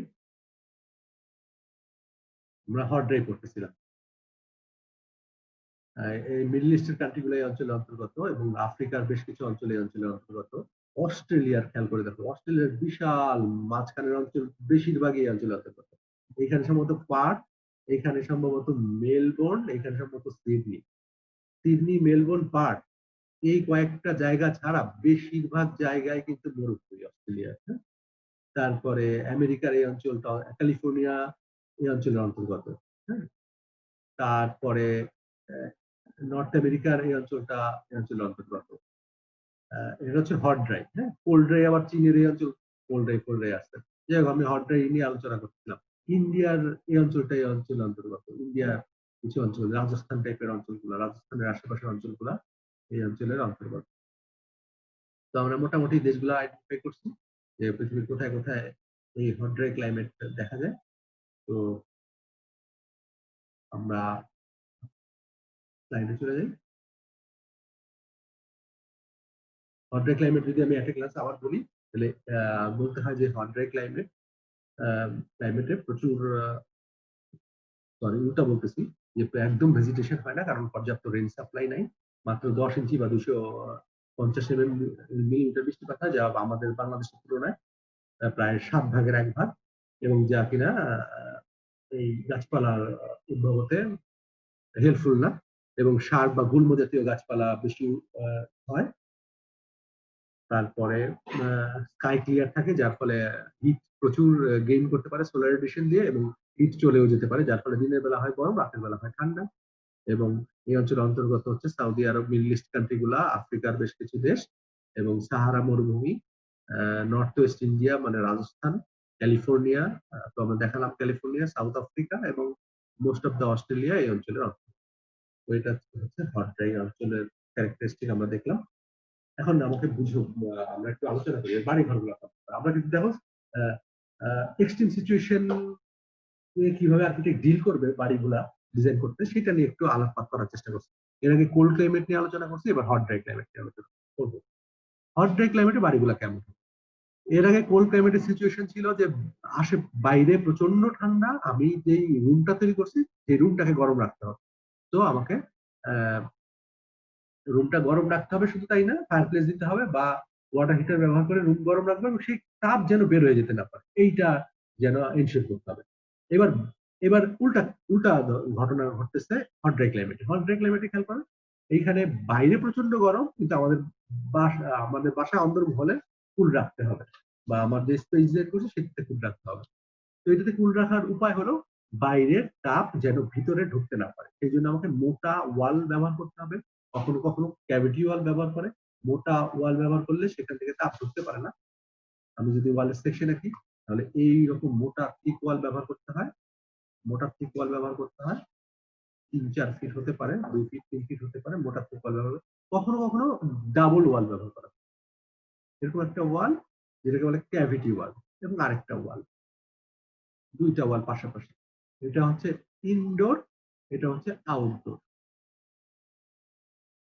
এই উপরে ছাদ আছে, উপরে ছাদ আছে সেটা পরের কথা। ওয়ালটা এরকম, এইখানে একটা এয়ার গ্যাপ থাকে, এখানে একটা এয়ার গ্যাপ থাকে। এয়ার গ্যাপ, এয়ার তো অন্তর বাইরে থেকে তাপ এরকম করে ভিতরে ঢুকতে পারে। এখানে কে মাইক্রোফোন অন করে রাখছে সে অফ করো। কি বলে ভিতর থেকে বাইরে থেকে তাপ ভিতরে ঢুকতে পারে না। একটা ওয়াল ভেদ করে মাঝখানে আবার অন্তর পদার্থ পাওয়ার জন্য এইটা একদম টোটালি ভেদ করতে সময় লাগে।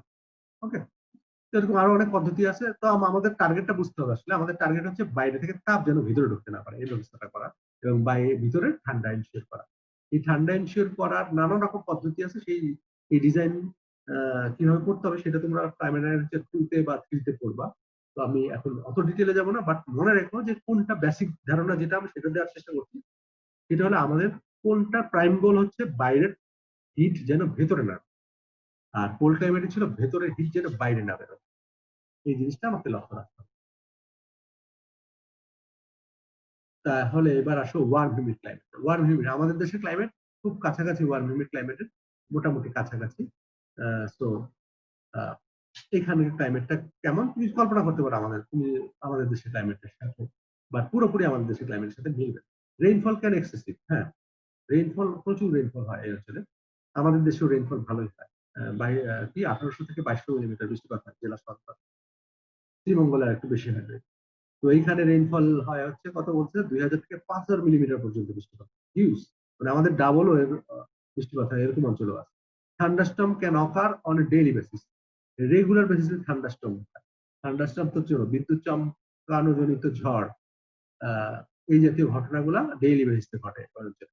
অ্যানুয়াল রেইনফল ইজ, বলছি আমি, টেম্পারেচার ইউজুয়ালি রেঞ্জ ফ্রম 26 থেকে 28 ডিগ্রি সেলসিয়াস। এটা আমাদের সাথে মেলে না খুব একটা, কারণ আমাদের শীতে 12-15 ডিগ্রি সেলসিয়াস নেমে যায়, গরমে 40 ডিগ্রি পর্যন্ত 35-40 ডিগ্রি ওঠে। তো এদিক থেকে আমাদের মেলে না। কিন্তু ওয়ার্ম হিউমিড ক্লাইমেট খুব মজার, যেখানে টেম্পারেচার ফ্লাকচুয়েট করে না, দিন এবং রাতের টেম্পারেচার ফ্লাকচুয়েট করে না। এট দ্য সেম টাইম সারা বছরের টেম্পারেচার ফ্লাকচুয়েট করে না। সারা বছরই তুমি 26 থেকে 28 বা 30 এরকম টেম্পারেচার পেয়ে থাকবে। ড্রায়ার সিজন বা গরমের সময় যখন বৃষ্টিপাত কম থাকে তখন 33 ডিগ্রি সেলসিয়াস পর্যন্ত কি বলে টেম্পারেচার উঠতে পারে। তারপরে টেম্পারেচার সহনীয় পর্যায়ে থাকে। এট নাইট, রাতের বেলা টেম্পারেচার ম্যাক্সিমাম 22 পর্যন্ত নামতে পারে। তো খেয়াল করে দেখো যে এখানকার ক্যারেক্টারিস্টিক যদি আমরা দেখি যে টেম্পারেচারের ফ্লাকচুয়েট করে না সারা বছর, এবং দিন এবং রাত ফ্লাকচুয়েট করে না বেশি একটা। দিন এবং রাতের টেম্পারেচারও খুব একটা পার্থক্য হয় না, আর সারা বছরের টেম্পারেচারের পার্থক্য হয় না, একই রকম থাকে। একই রকম টেম্পারেচার থাকা মানে মিন করে ওখানে সিজন নাই, সিজনাল চেঞ্জ নাই বললেই চলে। একই রকম, শুধু একটু বর্ষাকালে বর্ষা, আর না হলে সবসময় একই রকম সিজন। এই অঞ্চল যদি বলি দেশগুলা কারা কারা, যেমন অ্যামাজন বেসিন ব্রাজিল এই অঞ্চলের অন্তর্গত, এর ফেমাস রেইন ফরেস্ট এই অঞ্চলের অন্তর্গত, ওয়েস্ট আফ্রিকা কঙ্গো বেসিন এই অঞ্চলের অন্তর্গত, এবং ইন্দোনেশিয়া অঞ্চলের অন্তর্গত। ইন্দোনেশিয়া বলো, থাইল্যান্ডও কাছাকাছি এই অঞ্চলের অন্তর্গত। তারপরে তোমার ধরো শ্রীলঙ্কাও এটার কাছাকাছি এই অঞ্চলের অন্তর্গত। বাট এরা এই যেগুলোর নাম বলা হয়েছে তারা হচ্ছে বেশি মেলে, সেই জন্য তাদের নাম আগে বলা হয়। তো আমরা একটু দেখে আসি যে অ্যামাজন অঞ্চলটা কোথায়, আর ইন্দোনেশিয়াই বা কোথায়, এবং আফ্রিকার কোন অঞ্চলটাই বা কি বলে এই অঞ্চলের অন্তর্গত। আমরা ম্যাপে দেখে আসি।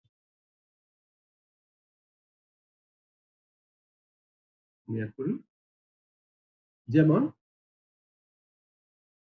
যদি বলি হচ্ছে নর্থ আমেরিকা, আমরা জানি অ্যামাজন ব্রাজিলে অবস্থিত। এটা হচ্ছে অ্যামাজন। ওকে, এই অঞ্চলটা অ্যামাজন অঞ্চলগত। এটা আফ্রিকার অঞ্চলটা যেখানে কি বলে ওয়ার্ম হিউমিড ক্লাইমেট, এবং ইন্দোনেশিয়া এই অঞ্চলগুলা এই অঞ্চলের অন্তর্গত। ইন্দোনেশিয়া, থাইল্যান্ড এগুলো সব কাছাকাছি দেশ। তো ইভেন ইন্ডিয়ার কি বলে আন্দামান এই অঞ্চলের অন্তর্গত। তো আমরা আইডেন্টিফাই করলাম যে কারা কারা এই অঞ্চলের অন্তর্গত। অঞ্চলের ক্যারেক্টারিস্টিকও আমরা বললাম।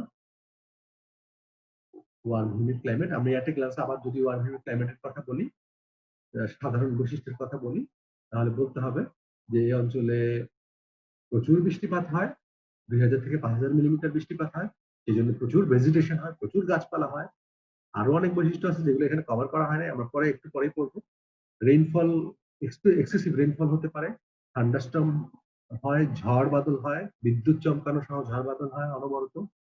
তারপরে সারাদিনের এবং রাতের টেম্পারেচারের পার্থক্য বেশি একটা হয় না, এবং সারা বছরের টেম্পারেচারের পার্থক্য বেশি একটা হয় না, যার ফলে সিজনাল চেঞ্জ নাই বললেই চলে। এবং এক্সট্রিম গরমে ড্রায়ার সিজনে 33 ডিগ্রি পর্যন্ত তাপমাত্রা উঠতে পারে, এবং রাতের তাপমাত্রা 22 ডিগ্রি পর্যন্ত নামতে পারে। তার মানে শীত নাই বললেই চলে। এই অঞ্চলের অন্তর্গত হচ্ছে অ্যামাজন জঙ্গল এই অঞ্চলের অন্তর্গত, তারপরে আফ্রিকার কঙ্গো বেসিন এই অঞ্চলের অন্তর্গত, ইন্দোনেশিয়া এই অঞ্চলের অন্তর্গত, থাইল্যান্ড, তারপরে মালয়েশিয়া, তারপরে দেখো এই সমস্ত অঞ্চলে কিন্তু আমরা খুব বেড়াতে যাই। মালয়েশিয়া, থাইল্যান্ড, শ্রীলঙ্কা, আমরা এখানে সমুদ্রে ঝাঁপাঝাঁপি করতে পারি। টেম্পারেচার না গরম না ঠান্ডা। তো এই গেল আমাদের ওয়ার্ম হিউমিড ক্লাইমেট। এরপরে ট্রপিক্যাল ক্লাইমেটের ইন ডিটেল একটু জানবো আমরা। ট্রপিক্যাল ক্লাইমেট, তার আগে একটা কথা প্রশ্নের উত্তর দিতে হবে, why is tropical climate significant for build form designer? Build form ডিজাইনারের কাছে এই ট্রপিক্যাল ক্লাইমেটটা গুরুত্বপূর্ণ কেন? এটা একটা জিনিস, কোল্ড ক্লাইমেটে ডিজাইন করতে গেলে আমরা শুধু কোল্ডের কথাই মাথায় রাখি। এক্সট্রিম হট ক্লাইমেটে ডিজাইন করতে গেলে আমরা শুধু হটের কথাই মাথায় রাখি। তার মানে বাড়ি ঘর তৈরি করবো এমন যে গরমের এলাকায় বাড়ি ঘর তৈরি করবো এমন ভাবে যেন বাইরের হিট ভিতরে ঢুকতে না পারে, শীতের এলাকায় এমন ভাবে তৈরি করবো যেন ভেতরের হিট বাইরে যেতে না পারে। এটা হচ্ছে কমন পদ্ধতি। এখন আমাদের ট্রপিক্যাল ক্লাইমেট যদি আমরা একটু বিশ্লেষণ করি, তাহলে দেখবো যে ট্রপিক্যাল ক্লাইমেটে সিজনাল চেঞ্জ কোথাও কোথাও এক্সট্রিম লেভেলে হয়, যে আমাদের দেশের সিচুয়েশনে এক্সট্রিম লেভেলের হয়। আবার কোথাও কোথাও রাত এবং দিনের টেম্পারেচার পার্থক্য হয়, যেমন হট ড্রাই ক্লাইমেট তো কি বলে ট্রপিক্যাল ক্লাইমেটের অন্তর্গত। রাত এবং দিনের টেম্পারেচারের পার্থক্য হয়, সিজনাল চেঞ্জ থাকে, নানা রকম ভেরিয়েশন থাকে, ক্লাইমেটিক ভেরিয়েশন থাকে, যার ফলে আর্কিটেক্টকে যখন কাজ করতে হয় তখন শীতের জন্য কাজ করতে হয়, গরমের জন্য কাজ করতে হয়, নাতিশীতোষ্ণের জন্য কাজ করতে হয়। মানে অনেক কমপ্লেক্সিটি, ক্লাইমেটের অনেক কমপ্লেক্স জিনিসকে ফেস করতে হয় এটা ডিজাইন করার জন্য। সেই জন্য আর এটা খুব আর্কিটেক্টের জন্য এটা খুব চ্যালেঞ্জিং একটা কাজ। সেই জন্য এটা সিগনিফিকেন্ট বা গুরুত্বপূর্ণ আর্কিটেক্টের জন্য। আরেকটা গুরুত্বপূর্ণ হচ্ছে এখানে majority of people live here. এখানে বেশিরভাগ লোক এখানে বাস করে। আমরা বলছি যে এর আগে 10 ভাগের 4 ভাগ টেম্পারেট এবং মডারেট ক্লাইমেট বাস করে, এবং তার এরপরের বাকি অংশটুকু বেশিরভাগই এই ওয়ার্ম হিউমিড ক্লাইমেটে বাস করে। আর তুমি যদি ওয়ার্ম হিউমিড এবং হট ক্লাইমেটে বাস করে, বাকিগুলা কোল্ড ক্লাইমেটে লোকজন খুঁজেই পাবো না বলতে। ওকে, তো দুইটা রিজন আমরা বললাম, পপুলেশন হাই এইটা একটা কারণ, দ্বিতীয় হলো এটা আর্কিটেক্টদের জন্য চ্যালেঞ্জিং বা বিল্ডিং ডিজাইনারের জন্য খুব চ্যালেঞ্জিং, কারণ এটার ডে নাইটের টেম্পারেচার পার্থক্য আছে, কোথাও কোথাও সিজনাল চেঞ্জ আছে। তো অনেক ভেরিয়েশন হয়। আমরা যদি ক্লাইমেট ডিটারমাইন্ড হয় কতগুলো ভেরিয়েবল দিয়ে, এই ভেরিয়েবল গুলোর চেঞ্জের কারণে ক্লাইমেটিক চেঞ্জ গুলো হয়, এবং যা আর্কিটেক্টদের জন্য চ্যালেঞ্জিং হিসাবে প্রতীয়মান বা চ্যালেঞ্জের কারণ হয়ে দাঁড়ায়। যাই হোক, আমরা এরপরে ট্রপিক্যাল ক্লাইমেটের একটু ডিটেল জানবো, ঠিক আছে? একটু যা পড়ছে তার থেকে একটু ডিটেল জানবো। ট্রপিক্যাল ক্লাইমেট আমরা জানি ওয়ার্ম হিউমিড এবং হট ড্রাই ক্লাইমেট, দুই রকম। ওয়ার্ম হিউমিড ক্লাইমেট, ওয়ার্ম মানে গরম, হট মানেও গরম, ঠিক আছে? ওয়ার্ম হচ্ছে উষ্ণ, হট হচ্ছে গরম, মানে অধিকতর গরমকে আমরা হট হিসেবে আইডেন্টিফাই করি। ওয়ার্ম হচ্ছে উষ্ণ। হিউমিড মানে বাতাসে জলীয় বাষ্পের পরিমাণ বেশি বা ওয়াটার ভ্যাপার আছে বাতাসে। ড্রাই মানে বাতাসে ওয়াটার ভ্যাপার পরিমাণ কম। তো এই নাম দিয়ে আমরা অনেকখানি বুঝে ফেলা যায়। তারপরেও আমরা দেখি স্কাই কন্ডিশন নিয়ে যদি আমরা আলোচনা করি, ওয়ার্ম হিউমিডের স্কাই কন্ডিশন কেমন? আমরা জানি ওয়ার্ম হিউমিড ক্লাইমেটে কি বলে আকাশে মেঘ থাকে। আকাশে মেঘের ভূমিকা বিশাল, ব্যাপক। তো সেটা নিয়ে আমরা অলরেডি আলোচনা করে ফেলছি। আমরা মাঝে মাঝে এটা নিয়েও টান দিব প্রিভিয়াস আলোচনা থেকে, যে লার্নিং গুলো হয়েছে সেখান থেকে আমরা টান দিব। যাই হোক, এখানে যে স্কাই কন্ডিশন নিয়ে কথা বলা হয়েছে সেটা হলো sky condition cloudy most of the year, সারা বছরই মেঘাচ্ছন্ন থাকে। তারপরে এবং মেঘের আবার অনেক ক্লাসিফিকেশন আছে, ওই ডিটেলে আমরা না যাব না, কিন্তু আমরা দেখি যে আকাশে কখনো কখনো পেজা তুলোর মতো সাদা মেঘ দেখা যায়, আবার কখনো কখনো হেভিলি ওভারকাস্ট মেঘ দেখা যায়। হেভিলি ওভারকাস্ট মেঘ হচ্ছে ঘন কালচে ধরনের মেঘ যেটা। তো তিন যেই মেঘটা, যেটা সাদা পেজা তুলোর মতো, সেটা কিন্তু হিউজ পরিমাণ লাইট রিফ্লেক্ট করে এবং সেখানে কিন্তু তাকায় থাকা যায় না। বেশি তাকালে চোখে গ্লেয়ার পড়ে। তুমি যদি অনেকক্ষণ ধরে সূর্যের দিকে তাকাতে হবে না, তুমি যদি অনেকক্ষণ ধরে সাদা মেঘের দিকে তাকায় থাকো এবং তারপরে যদি রুমের কোনো অন্ধকার জায়গার দিকে অন্ধকার না, রুমের লাইটের মধ্যে যদি তুমি তাকাও, তাও দেখবা তুমি অনেক অন্ধকার দেখো। এই ঘটনা আমরা আমাদের জীবন থেকেই দেখতে পাই। আবার তুমি যদি হেভি কাস্ট ওভারকাস্ট মেঘ দেখো, তাহলে দেখবা যে সেই মেঘটা কিন্তু গ্লেয়ার তৈরি করে না। বিশেষ করে ঝড় বাদল হওয়ার আগ দিয়ে যে মেঘটা দেখা যায়, সেই মেঘ কিন্তু আমাদের চোখে গ্লেয়ার সৃষ্টি করে না, কারণ এটা ঘন এবং কালো হয়ে যায়। তো সেটার কথাই বলা হয়েছে মেঘের সিচুয়েশন। আর হট ড্রাইতে মেঘ নাই, স্কাই ক্লিয়ার, এবং যেটা ক্লিয়ার তৈরি করে সেটা হলো ধূলিকণা। ধূলিকণা, এই সোলার রেডিয়েশনটা এসে ধূলিকণা ভেদ করে যাওয়ার সময় স্ক্যাটার্ড হয়ে যায়। স্ক্যাটার কিভাবে হয়, এটা আমরা চ্যাপ্টার নাম্বার 2 তে দেখছিলাম, যে রিফ্রাকশন হতে হতে ছড়ায় যাওয়া আলো, স্ক্যাটারিং। স্ক্যাটারিং এর একটা সূত্র আছে।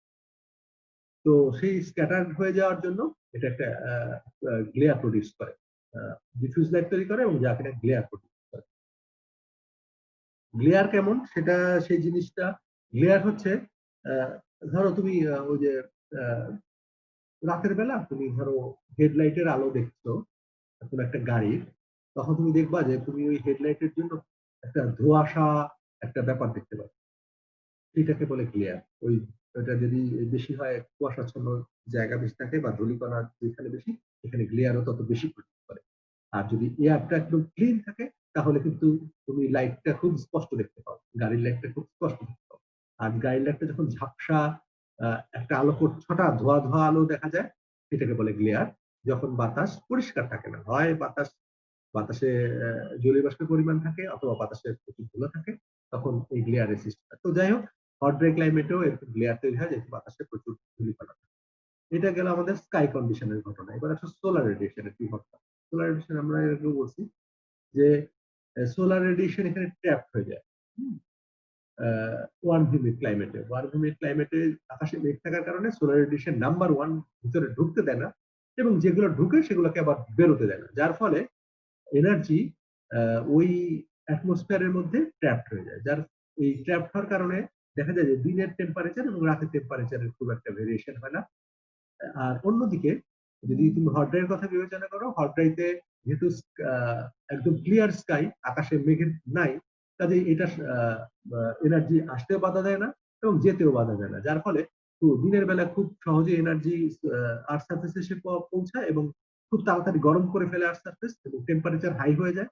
অন দ্য আদার হ্যান্ড, সানসেটের পরে বা সূর্য অস্ত যাওয়ার পরে এটা খুব সহজেই সোলার রেডিয়েশন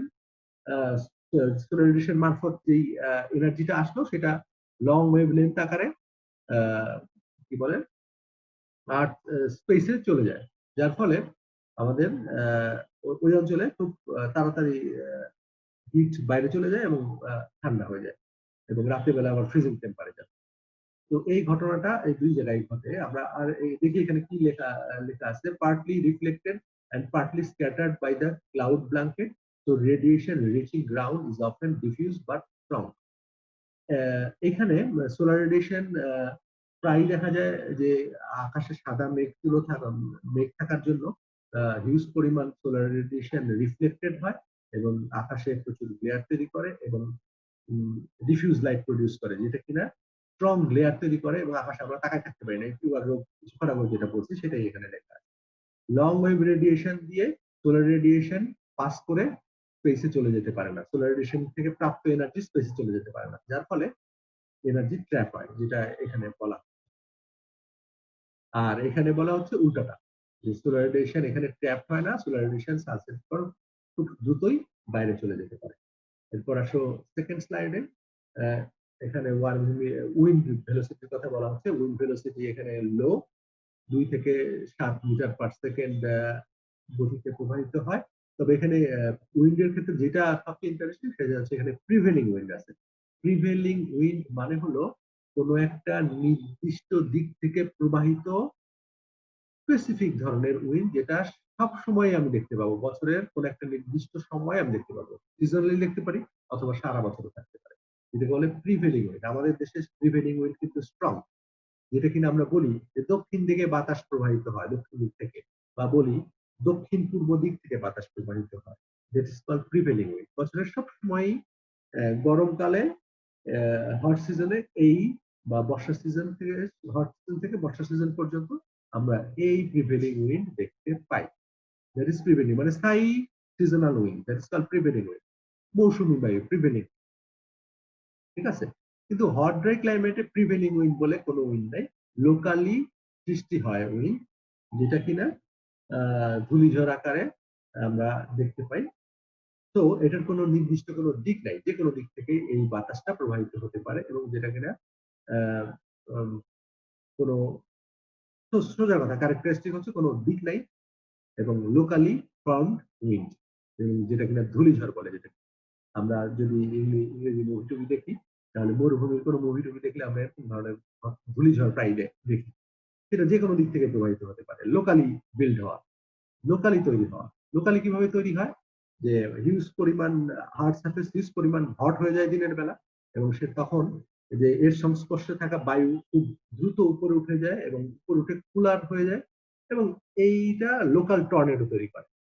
ঠিক আছে, তো এটা হচ্ছে ওই অঞ্চলের কি বলে ধূলিঝড়ের কাহিনী। এরপর আমরা যদি ভেজিটেশনে যাই, ভেজিটেশন হচ্ছে ওয়ার্ম হিউমিড ক্লাইমেটে যেহেতু প্রচুর সবুজ থাকে, সেহেতু এখানে আলবেদো ভ্যালুটা কম। আর এইখানে হট ড্রাই ক্লাইমেটে আলবেদো ভ্যালু হাই, কারণ হচ্ছে এখানে হিউজ পরিমাণ সারফেস, যেটা কিনা হিউজ পরিমাণ এনার্জি রিফ্লেক্ট করতে পারে, দ্যাটস ওয়াই ভেজিটেশন কম, তো সারফেসের রিফ্লেক্টেন্স পাওয়ার হাই। অন্যদিকে এখানে প্রচুর পরিমাণ ভেজিটেশন থাকার কারণে, ভেজিটেশন মানে উদ্ভিদ থাকার কারণে এর আলবেদো ভ্যালু লো। আমরা জানি যে, আমি যদি আবার একটু রিকল করি, আলবেদো ভ্যালু মানে হচ্ছে রিফ্লেক্টেন্স পাওয়ার, কি পরিমাণ সোলার এনার্জি সে রিফ্লেক্ট করে কোন একটা সারফেস।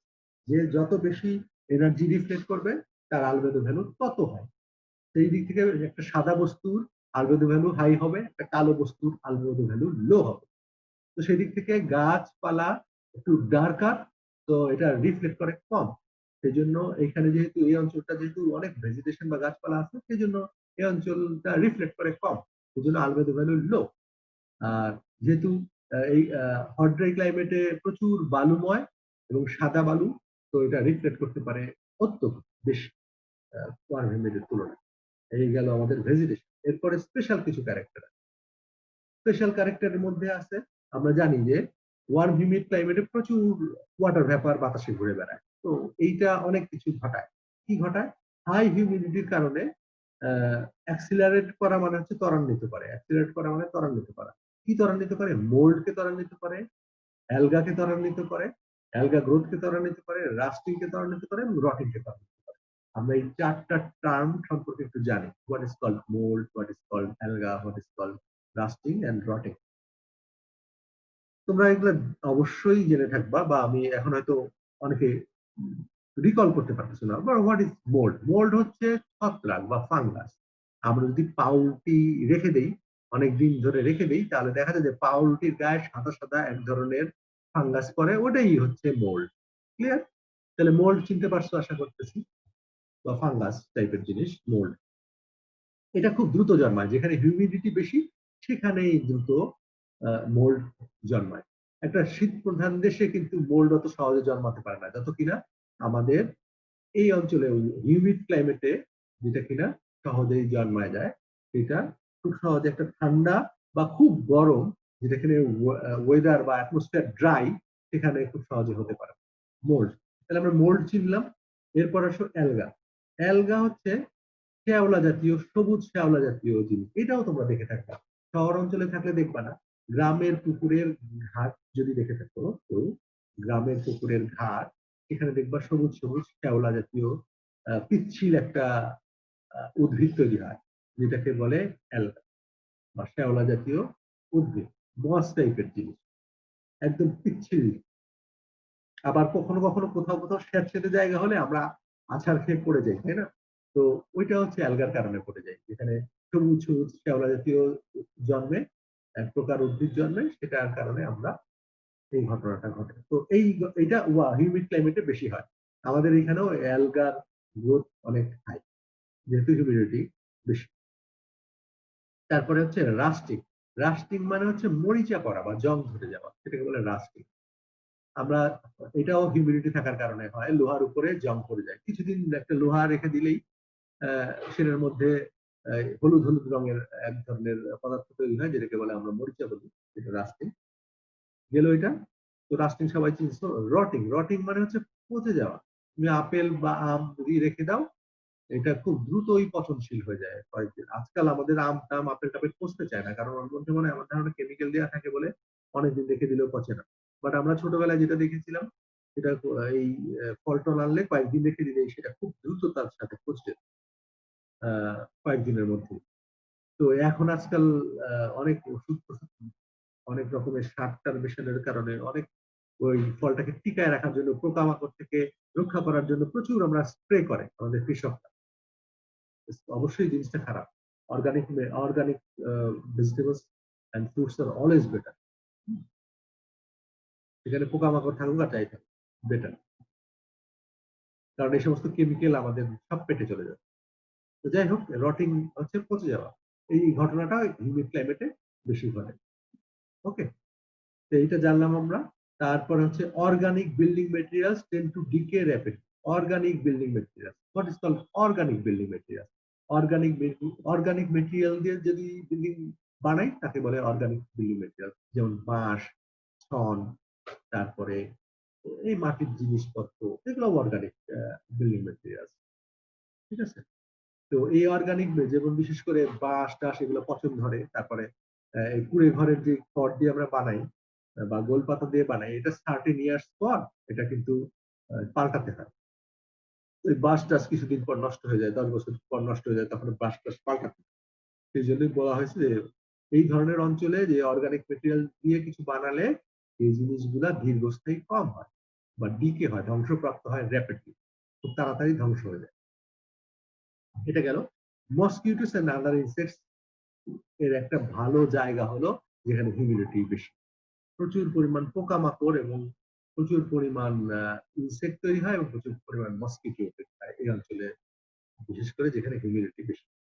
আমরা তো সেটা আমরা দেখি যে আমাদের যখন বর্ষাকাল টর্ষাকাল আসে তখন হিউমিডিটি বেড়ে যায় এবং বেশ পোকামাকড় থেকে শুরু করে এগুলার অবাধ, মশা তো বলাই বাহুল্য, যে এখন মশার সিজন, জল পানি জমবে আর পানি থেকে মসকিটো স্প্রেড করা।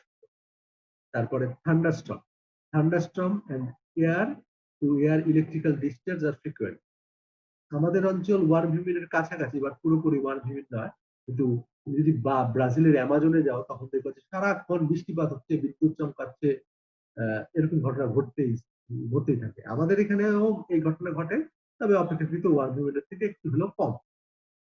বাট আমরা এই জিনিসের সাথে পরিচিত, যেটা কিনা ইউরোপিয়ান দেশগুলো বা ঠান্ডা প্রধান দেশগুলো এই থান্ডারস্টর্মের সাথে কিন্তু পরিচিত না। তাদের এখানে ওরকম ভাবে বিদ্যুৎ চমকানো, এরকম ঘন ঘন আওয়াজ, এই ঘটনাগুলো হয় না। আমি ইউরোপে ছিলাম, আমি কখনো থান্ডারস্টর্ম দেখি, হ্যাঁ, বিদ্যুৎ চমকানো আকাশে আর এরকম শব্দ হওয়া, এই ব্যাপারগুলো, আর মুষলধারে বৃষ্টি, এরকম ব্যাপার দেখিনি। হ্যাঁ, ধীরে ধীরে বৃষ্টি সারা বছর ধরে হচ্ছে, এরকম ঘটনা আছে। তো যাই হোক, এই ঘটনাগুলো স্পেশাল ক্যারেক্টার আমরা দেখলাম। এবার হট-ড্রাই ক্লাইমেটের স্পেশাল ক্যারেক্টার দেখি। Sandstorm are frequent. আমরা জানি যে ধূলিঝড় খুব নরমাল এখানে।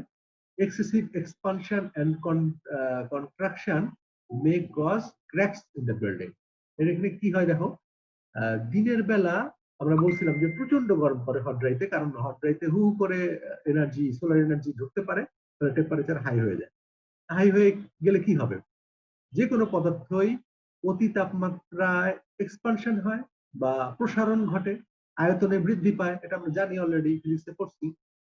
তারপরে আবার যখন ঠান্ডা পড়ে তখন আয়তনে সংকুচিত হয়, এটাও আমরা জানি। তো দেখো হট ড্রাই ক্লাইমেটে দিনের বেলায় প্রচন্ড গরম পড়ে, আবার রাতের বেলায় যেহেতু আকাশে ক্লাউড থাকে না, যার ফলে খুব সহজেই লং ওয়েভ রেডিয়েশন দিয়ে এটা কি বলে স্পেসে চলে যায় এনার্জি, যার ফলে রাতের বেলা ঠান্ডা পড়ে। তাহলে দিনের বেলা গরম, রাতের বেলা ঠান্ডা, এরকম ঘটনা যদি একটা মেটেরিয়ালের উপর এই সংকোচন প্রসারণটা বারবার ঘটতে থাকে, তাহলে মেটেরিয়ালের ডিউরেবিলিটি এমনিতেই কমে যায়। একটা জিনিস একবার বড় হয়ে যাচ্ছে, একবার ছোট হচ্ছে, বড় হচ্ছে, ছোট হচ্ছে, তাতে বলে ডিউরেবিলিটি কমে। সেটা এখানে বলা হয়েছে এক্সেসিভ এক্সপানশন এন্ড কন্ট্রাকশনের কারণে মে কজ ক্র্যাক, ফাটল ধরে যেটাকে বলে বুঝলি।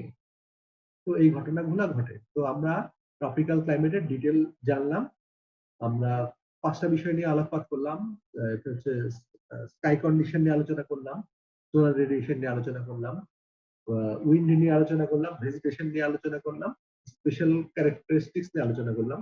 আর একটা বড় জিনিস হচ্ছে রেইনফল, যেটা এখানে আলোকপাত করা হয়নি, তোমরা জানো অলরেডি। রেইনফলের কারণে ওয়ার্ম হিউমিডে প্রচুর বৃষ্টিপাত হয়, যার ফলে প্রচুর উদ্ভিদ জন্মে। হট ড্রাই ক্লাইমেটে বৃষ্টিপাত অনেক কম হয়, যার ফলে উদ্ভিদের বিচরণ কম।